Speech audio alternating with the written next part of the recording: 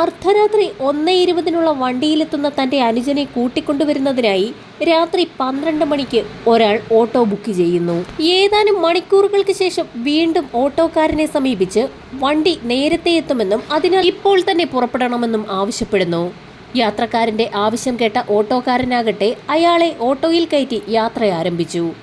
ഏകദേശം 2 കിലോമീറ്റർ പിന്നിട്ട ശേഷം ഓട്ടോ ഡ്രൈവറായിരുന്ന മനോജ് കുമാറിന് തന്റെ ഫോണിലേക്ക് ഒരു കോൾ വരുന്നു. ഫോൺ അറ്റൻഡ് ചെയ്ത മനോജ് കുമാർ മറുതലക്കിലുള്ള വ്യക്തി പറഞ്ഞ വിവരം കേട്ട് അക്ഷരാർത്ഥത്തിൽ നടുങ്ങി. മനോജ് കുമാറിന്റെ ഓട്ടോയോടുന്ന ജംഗ്ഷനിലെ കടയുടമ ദാമോദരന്റേതായിരുന്നു ആ വിളി. ഓട്ടോറിക്ഷയിൽ തന്റെയൊപ്പം പിൻസീറ്റിലിരിക്കുന്ന വ്യക്തി ഒരു കൊലപാതകിയാണെന്നും ഒരാളെ കൊന്നതിന് ശേഷമാണ് തന്റെ ഓട്ടോയിൽ യാത്ര ചെയ്യുന്നതെന്നുമുള്ള വിവരമറിഞ്ഞ മനോജ് കുമാർ എന്ത് ചെയ്യണമെന്നറിയാതെ ആകെ വിറങ്ങലിച്ചു. ഓട്ടോ നിർത്തി ഇറങ്ങി ഓടിയാലോ എന്ന് വരെ ആലോചിച്ചു. കൊലപാതക വാർത്ത നാടാകെ പരന്നതോടെ ഡ്രൈവറിന്റെ ഫോണിലേക്ക് തുരുതുര ഫോൺ കോളുകൾ എത്തി തുടങ്ങി. ധൈര്യം സംഭരിച്ച ഓട്ടോ ഡ്രൈവർ ഏത് വിധേനയും ഇയാളെ കുടുക്കണമെന്ന് തീരുമാനിക്കുന്നു. തന്റെ ഓട്ടോയിലെ അതിഥി തൊഴിലാളിയായ കൊലപാതകിക്ക് യാതൊരു സംശയവും തോന്നാത്ത രീതിയിൽ മനോജ് കുമാർ പെരുമാറി.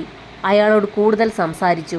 വന്ന ഫോൺ കോളുകളൊക്കെ ഒരു ഭാവവ്യത്യാസവും കൂടാതെ അറ്റൻഡ് ചെയ്തു. കൊലപാതകിക്ക് ഒരു സംശയവും തോന്നാത്ത രീതിയിൽ റെയിൽവേ സ്റ്റേഷനിലേക്കുള്ള റോഡ് മോശമാണെന്നും മറ്റൊരു റോഡിലൂടെ പോകുകയാണെന്നും പറഞ്ഞ് ഓട്ടോറിക്ഷ ഡ്രൈവറായ മനോജ് നേരെ പോലീസ് സ്റ്റേഷനിലേക്ക് ഓട്ടോ എത്തിച്ചു. കാത്തുനിന്ന പോലീസുകാർ ഉടൻ തന്നെ സുജോയ് എന്ന കൊലപാതകിയെ പിടികൂടി. മൊറാഴ കൂളിച്ചാലിൽ അതിഥി തൊഴിലാളി ദലിംഖാനെ വെട്ടിക്കൊല്ലാൻ പ്രതി സുജോയ് കുമാർ 3 ദിവസം മുൻപേ വെട്ടുകത്തി വാങ്ങിയതായി പോലീസ് പറഞ്ഞു.